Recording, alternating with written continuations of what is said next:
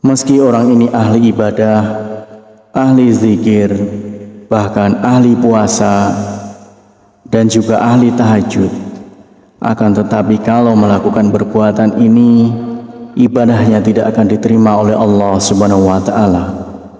Bahkan dia selalu di dalam murkanya Allah Subhanahu wa Ta'ala dan murkanya Rasulullah Sallallahu Alaihi Wasallam.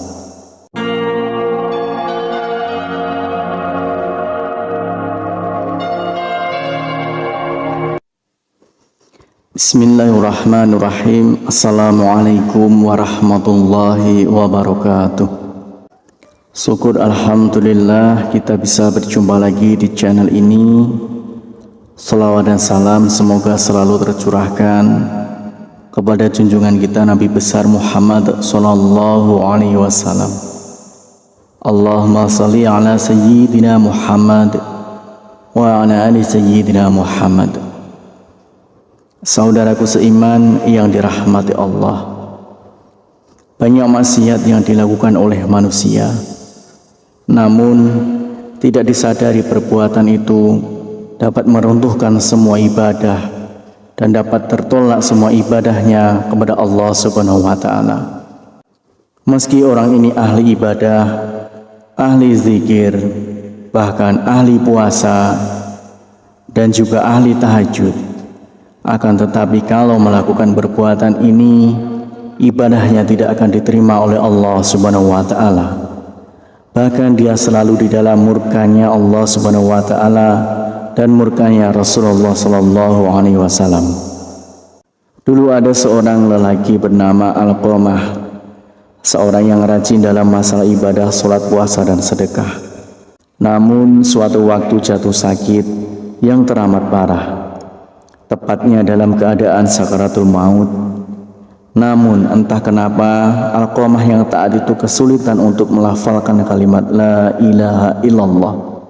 Sang istri meminta tolong kepada seseorang untuk menemui Rasulullah untuk menyampaikan pesan tentang keadaan suaminya pada Rasulullah Sallallahu Alaihi Wasallam. Nabi pun mengutus Bilal Ali Salman dan Ammar radhiyallahu an untuk datang ke rumah. Di sana mereka menyaksikan betapa Alqamah dalam keadaan yang memprihatinkan. Mereka bertanya-tanya, bagaimana mungkin seorang yang taat pada Allah Subhanahu wa Ta'ala dan Rasulnya itu kesulitan dalam melafalkan kalimat la ilaha illallah. Lidah Alqamah seperti terkunci ketika akan melafalkan kalimat itu. Merasa khawatir, mereka kini mengutus Bilal untuk menyampaikan apa yang mereka saksikan kepada Rasulullah Sallallahu Alaihi Wasallam. Rasulullah pun bertanya, apakah Alqamah masih memiliki ayah dan ibu? Ayahnya sudah meninggal, tapi dia masih memiliki seorang ibu yang sudah tua. Rasulullah Sallallahu Alaihi Wasallam meminta Bilal, coba temuilah ibu Alqamah, aku titip salam untuknya.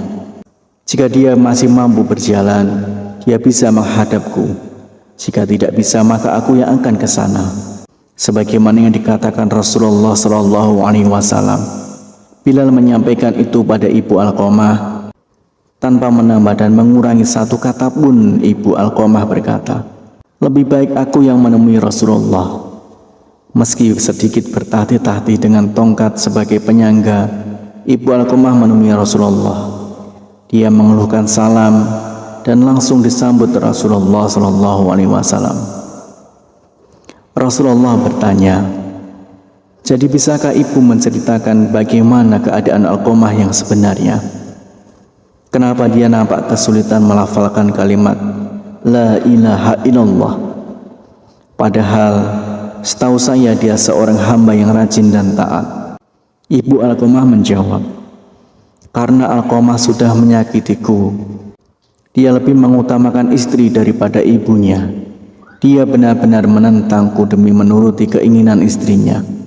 Rasulullah pun mengangguk-anggukkan kepala, tanda mengerti bahwa yang mengunci lidah Alqamah hingga tidak bisa melafalkan kalimat la ilaha illallah adalah karena murka dari ibunya sendiri.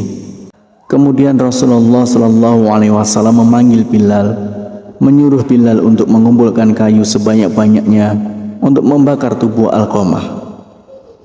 Ya Rasulullah, kenapa engkau mau membakar putraku di depan mataku? Bagaimana perasaanku nanti? Tanya ibu Alqamah sedih. Ya, bagaimanapun seorang ibu, mana bisa melihat putranya dibakar di depan mataku sendiri. Wahai ibu Alqamah, sejatinya siksa Allah nanti di akhirat akan lebih kejam. Segala amal yang dilakukan selama ini tidak dapat diterima oleh Allah karena terhalang akan siksamu. Kebajikan yang dilakukan jadi tidak berguna dan tidak bisa membantu selamat dari api neraka. Rasulullah SAW menjelaskan, jika engkau ingin putramu selamat dari api neraka, kau harus merelakan apa yang telah aku lakukan. Baiklah ya Rasulullah, aku akan memaafkannya. Aku sungguh tak sanggup mengetahui jika anakku akan masuk neraka karena diriku. Rasulullah memerintahkan Bilal untuk mengecek keadaan Alqamah, memastikan apakah Alqamah sudah bisa melambatkan kalimat La ilaha illallah atau belum. Karena jika sang ibu mengatakan semua itu hanya karena malu bukan dari hati, maka apapun bisa terjadi. Namun ternyata ibu Alqamah sungguh tulus telah memaafkan putranya, karena ketika Bilal sampai di pintu rumah Alqamah, dia mendengar Alqamah mengucapkan kalimat La ilaha illallah. Bilal lalu masuk dan memberitahu apa yang sebenarnya terjadi pada Alqamah. Itu tentang lidah Alqamah yang terkunci tidak bisa mengucapkan kalimat syahadat karena mendapat murka dari ibunya, bahwa segala amal yang dilakukan Alqamah tak dapat menolong karena murkanya seorang ibu.